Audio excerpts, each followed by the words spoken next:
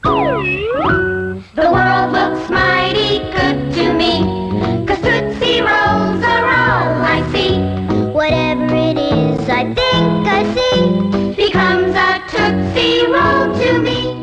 Kung napanood nyo pa yung commercial na to, ay malamang na naabutan nyo rin yung kasikatan ng Tootsie Roll mga kasangkay. Isa to sa paboritong candy ng mga batang lumaki noong 1970s hanggang 90s. At kung isa ka sa namiss na to at gustong malaman ang nangyari rito, yan ang pag-uusapan natin sa video na to mga kasangkay.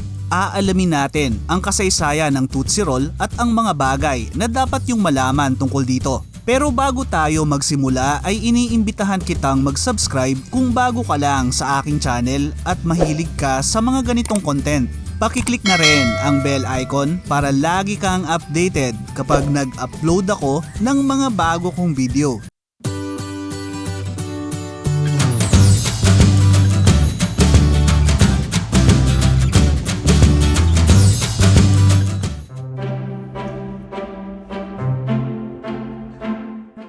Nagsimula ang kwento ng Tootsie Roll sa inventor nito na si Leo Hirschfeld, isang Austrian immigrant na nag-migrate sa US noong 1884. Bago pa man lumipat sa Amerika ay magaling nang gumawa ng candy si Hirschfeld na namanan niya sa ama niya na may negosyo ng candy sa Austria. Sumunod siya sa yapak nito at ito rin ang ginawa niyang kabuhayan. Gumawa siya ng mga candy at ibinenta to sa mga kalye ng New York. Di nagtagal ay nagamit niya ang galing niya rito nang nakapasok siya sa candy company na Stern and Salberg. Dito ay mas marami pa siyang natutunan tungkol sa paggawa ng candy. Nahasa rin dito ang galing niya bilang isang mahusay na inventor ng candy at ng mga makina na gumagawa nito. Unang naimbento ni Hirschfeld ang gelatin dessert na Bromangelon.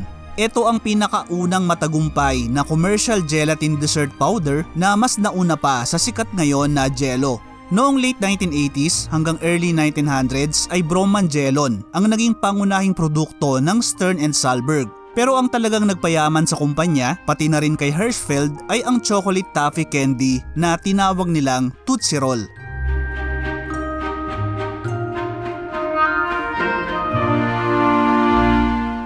Noong 1907, naimbento ni Leo Hirschfeld ang paraan ng pagluluto ng chocolate toffee candy na napapanatili ang katamtamang tigas at pagiging chewy nito. Tinawag niya ang candy na to na Tootsie Roll at noong 1908 ay iginawad sa kanya ang patent para sa teknik ng paggawa ng kakaibang texture nito. Pero bakit nga ba to tinawag na Tootsie Roll?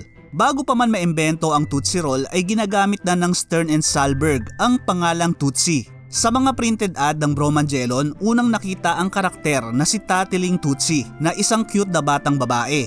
Base ang karakter na to sa anak ni Leo Hirschfeld na si Clara na Tootsie ang palayaw. At dahil pamilyar na ang mga customer nila sa pangalan, ay ginamit uli nila ang palayaw ng anak ni Hirschfeld sa bagong candy na naimbento niya. At yun nga ang dahilan mga kasangkay kung bakit ito tinawag na Tootsie Roll.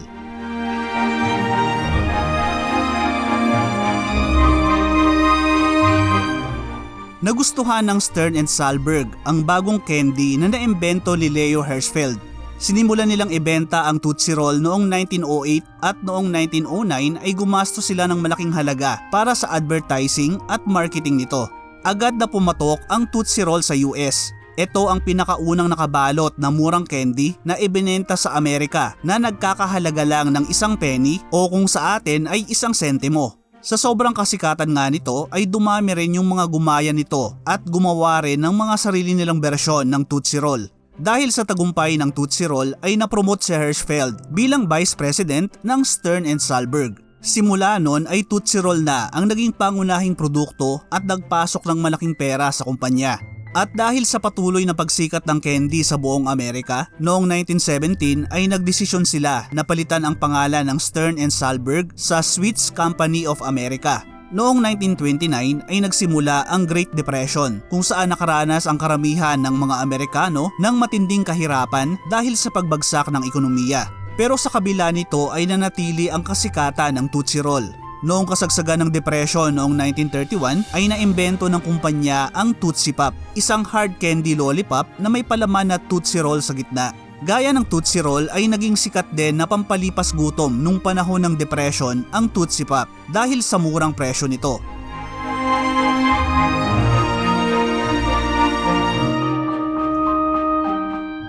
Noong 1935 ay nakaranas ng matinding problemang pinansyal ang Sweets Company of America.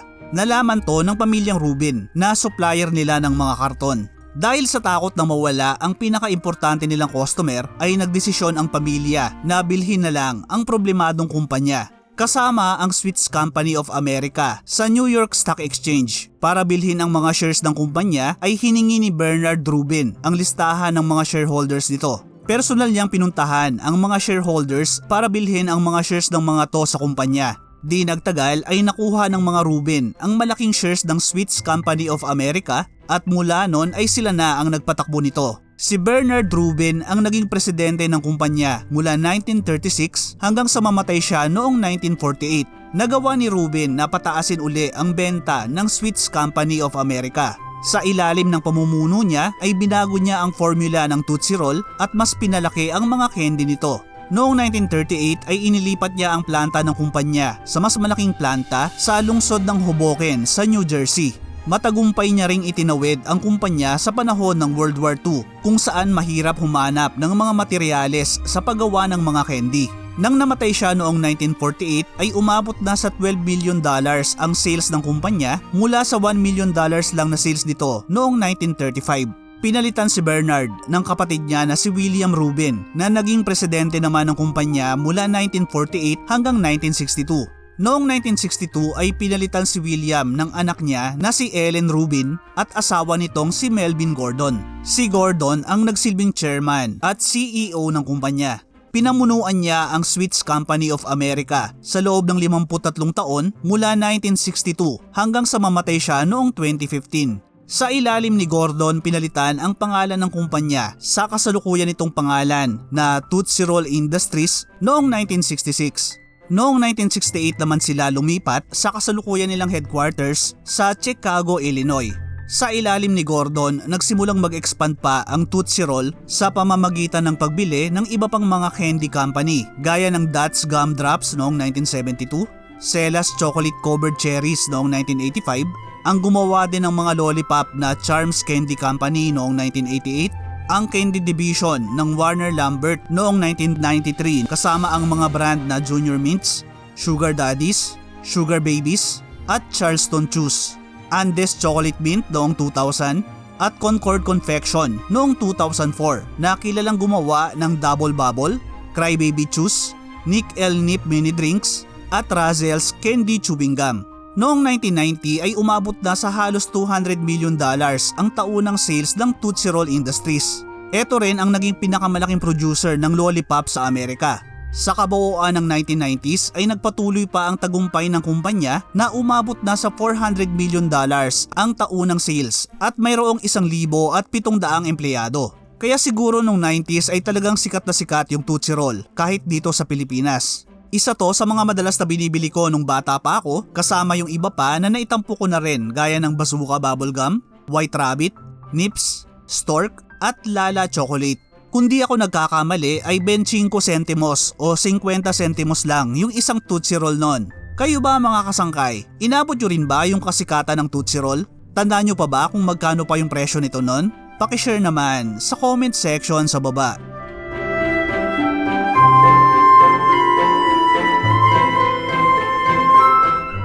Isa nga ang Tootsie Roll sa pinakasumikat na candy, hindi lang sa Amerika kundi sa buong mundo. Isa na tong iconic brand na hanggang ngayon ay marami pa rin ang nakakakilala. Pero sa kasamaang palad ay hindi naging kasing ganda ng kwento ng Tootsie Roll ang naging buhay ng inventor nito na si Leo Hirschfeld. Bagamat tinulungan niya ang kumpanyang Stern & Salberg na lumaki dahil sa ginawa niyang Bromangelon at Tootsie Roll ay Vice President lang ang pinakamataas na posisyon na nakuha niya rito. Ang masaklap pa noong 1920 ay umalis siya sa kumpanya at walang nakakaalam kung nag-resign o tinanggal ba siya. Ito kasi yung mga panahon na pinalitan na yung pangalan ng kumpanya sa Sweets Company of America at wala na yung mga original founder. Kaya bago na rin yung management nito at mukhang hindi kinilala yung ambag niya sa kumpanya. Mayaman naman na siya nung mga panahon na yon, kaya nagdesisyon siya na magtayo na lang ng sarili niyang kumpanya na tinawag niyang Mel's Candy. Kaso, sunod-sunod na dagok ang dumating sa buhay ni Hirschfeld. Nagkaroon ng matinding sakit sa utak ang asawa niya, kaya ipinasok to sa sanatorium. Nagkaroon din si Hirschfeld ng malalang karamdaman sa tiyan. at hindi rin maganda ang naging takbo ng sinimulan niyang negosyo. Ito siguro ang mga dahilan kaya noong January 13, 1922 habang nasa isang hotel sa Manhattan ay nag-iwan siya ng sulat na nagsasabing I'm sorry but I couldn't help it bago niya tuluyang kitilin ang sariling buhay.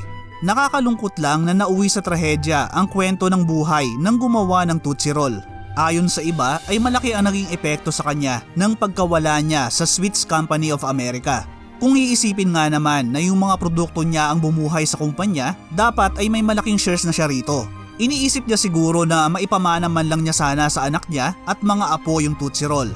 Pero hindi ganun ang nangyari dahil natanggal pa siya sa kumpanya na tinulungan niyang lumaki at tuluyan na siyang nawala ng karapatan sa sikat na candy na naimbento niya.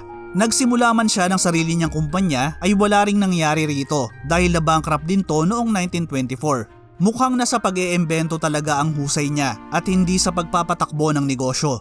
Pero ganun pa man ay nagbago to nang mapunta na sa pamilyang Rubin ang kumpanya dahil kung bibisitahin nyo ang website ngayon ng Tootsie Roll ay makikita na kinikilala nila si Hirschfeld bilang founder nito. Kaya nauwi man sa trahedya ang naging buhay niya ay mananatili nang nakakabit ang pangalan ni Leo Hirschfeld sa iconic na Tootsie Roll.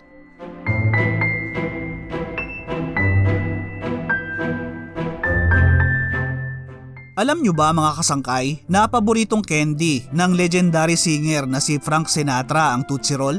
Noong 1942 ay lumabas siya sa isa sa mga advertisement nito. At ayon sa kwento, bago raw siya nilibing ay nilagyan ng mga anak niya yung kabaong niya ng mga paborito niya nung nabubuhay pa siya gaya ng alak na Jack Daniels, sigarilyo na Camel na may kasamang lighter ng Zippo at syempre yung paborito niyang candy na Tootsie Roll. Noon namang 1950 nung kasagsagan ng Korean War ay nailigtas raw ng Tootsie Roll ang buhay ng maraming US Marines. Ayon sa mga kwento ay mauubusan na raw ng bala ang mga Marines sa Chosin Reservoir sa North Korea. Nagradyo sila para magpadala ng mga karagdagang bala para sa 60mm mortar nila at ang code din pala nito ay Tootsie Roll. Kaso yung operator na nakatanggap ng tawag ay walang kodigo ng mga codes kaya inakala niya na literal na mga candy na Tootsie Roll ang hinihingi ng tumawag. Kasama rin kasi sa rasyon ng mga sundalo noon yung candy na Tootsie Roll dahil kumpara sa ibang candy ay mas tumatagal to sa mainit at malamig na panahon. Kaya imbis na bala ay pinadalhan ang mga Marines ng napakaraming supply ng candy. Noong una ay nagulat ang mga sundalo sa ipinadala pero napalitan to ng tuwa lalo na at sobrang lamig sa lugar nila at malapit na ring maubos ang rasyon nilang pagkain. Sa loob ng ilang araw ay Tootsie Roll lang ang naging pagkain ng mga sundalo na nagbigay sa kanila ng lakas. Natuklasan din nila na pwede palang ipantapal ang mga tinunaw na Tootsie Roll sa mga butas ng mga sasakyan nila kaya nakaabante daw uli sila at nakaalis ng ligtas sa lugar na yon. At yun nga yung kwento mga kasangkay kung paano raw isinalba ng Tootsie Roll ang buhay ng mga US Marines noong Korean War. Pero may mga nabasa ako na alamat lang daw to at di raw talaga ganoon ang nangyari. Pwede raw na totoong nagkamali ang operator at nagpadala ng mga candy imbis ng mga bala. At para raw pagtakpan ang kahihiyan na to ay ginawa na lang nila to ng kwento. Pero ganun pa man ay di natin maitatanggi ang katotohanan na nakasama ng mga sundalong Amerikano ang Tootsie Roll hindi lang sa Korean War kundi sa mga nauna pang gyera gaya ng World War II. Para naman sa mga nagtatanong kung may nabibili pa bang mga Tootsie Roll ngayon, noong araw kasi sa mga sari-sari store lang ay nakakabili na tayo ng Tootsie Roll. Kaso ngayon ay wala na akong nakikita nito sa mga tindahan. Pero kung talaga namimiss nyo na kumain ng Tootsie Roll ay marami pa rin namang nagbebenta nito online gaya ng Shopee at Lazada. Mabibili rin to sa Candy Corner at sa mga membership shopping na Landers at SNR. Ngayon ay isa pa rin ang Tootsie Roll Industries sa pinakamalaking kumpanya ng candy sa buong mundo. At ayon sa kanila ay 65 billion na Tootsie Rolls pa rin ang nagagawa nila kada araw. Maliban kasi sa Amerika ay ibinebenta na ang mga produkto nila sa mahigit 75 bansa kasama na ang Pilipinas. Maraming salamat sa muling pagsama hanggang sa dulo ng video natin mga kasangkay. Ano ang masasabi nyo sa kwento ng Tootsie Roll? Pakishare naman ng mga kwentong Tootsie Roll ninyo sa comment section sa baba. Pakiclick na rin yung like button kung nagustuhan nyo yung content na to. Hanggang sa susunod na video mga kasangkay. Thank you for watching.